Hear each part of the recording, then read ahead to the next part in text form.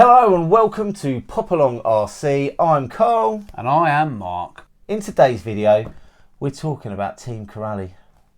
Who do they think they are? Who are they? Who are they?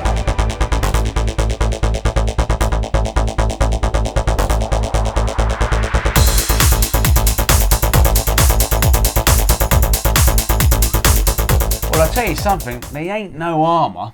They ain't no Traxxas. No. No. Do you know why? Why? They've won world championships. They have won world championships.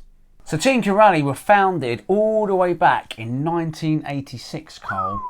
86? 1986. That is a long time ago. So I think the Tamiya Hotshot came out in 85. So that is going back to old school RC. Yeah.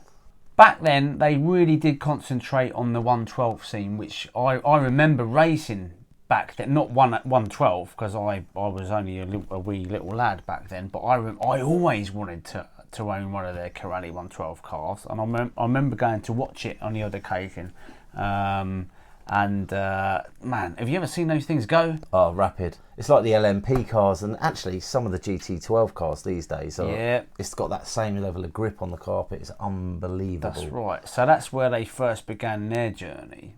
They won the World Championships in 1994. 94? Yeah, with a guy called David Splashit, I think his name was. They did, and they also won the 1/10th Touring Car Championships back then as well. So they know what they're on about. They have got world-beating pedigree, and that's when they, on their logos, it says here world champions, because they have been world champions. And that's why we like the cars, because they're raceable. They're raceable They and perform tunable. well and tunable as well. They perform well, they're balanced, and that is something that has come through to the new generation of Corally cars, because Absolutely. this is quite a new thing, isn't it? Yeah, this is quite a new thing. So the company got taken. Actually, previous to the company taking over, they did get involved in the 1/10th off-road scene as well. I think they've still got a four-wheel drive buggy that Yeah, I've seen I think so. on the CML website. It's on the website. Yeah, actually, I wouldn't mind one of them.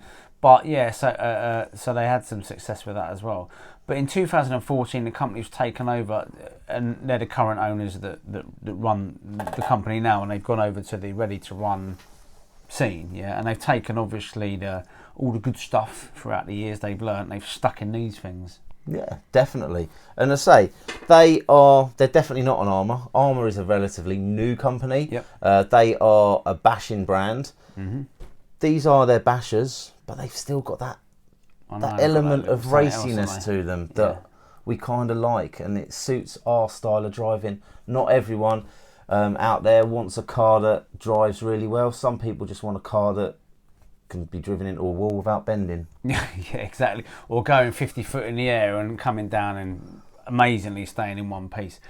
Yeah, but some of those cars, they are super strong, but they're not amazingly drivable. The handling isn't pristine. It's the difference between a Formula One car, which is extremely fragile but super high performance, versus a Jeep, which can take an absolute beating. Absolutely. The first time that we realised, and I say we because I think it was you as well, we realised that Corally made ready-to-run cars is when we was at one of our bash sessions and somebody brought along a Radix 4S. I bought one the following week. Yeah, you did. You handed the control. The guy who ran it handed you the transmitter and said, "Have a go at that." And then you passed it over to me and you said, "Have a go at that." And I absolutely couldn't believe the performance from the thing. Absolutely speechless. Yeah. Well, up until that point, we had been running our DR8s quite a lot. That was a 6S car. Me and you running them together, they're super close, and our racing was fine, but they're not as refined as this. No. I mean, we put that on the track, and the handling was just something else.